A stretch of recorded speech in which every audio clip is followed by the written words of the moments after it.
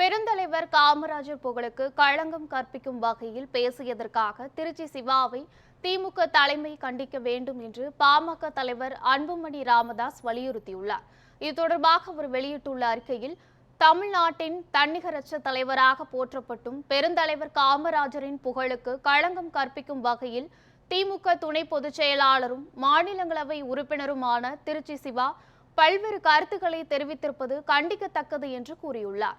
காமராஜரை இழிவுபடுத்தும் வகையிலான எந்த செயலையும் அனுமதிக்க முடியாது என்று தெரிவித்துள்ள அன்புமணி ராமதாஸ், பெருந்தலைவர் காமராஜர் குறித்து இழிவாக பேசியதற்காக திருச்சி சிவாவை திமுக தலைமை கண்டிக்க வேண்டும் என்றும், தனது பேச்சுக்காக அவரும் திமுக தலைமையும் தமிழ்நாட்டு மக்களிடம் நிபந்தனையற்ற மன்னிப்பு கேட்க வேண்டும் என்றும் வலியுறுத்தியுள்ளார்.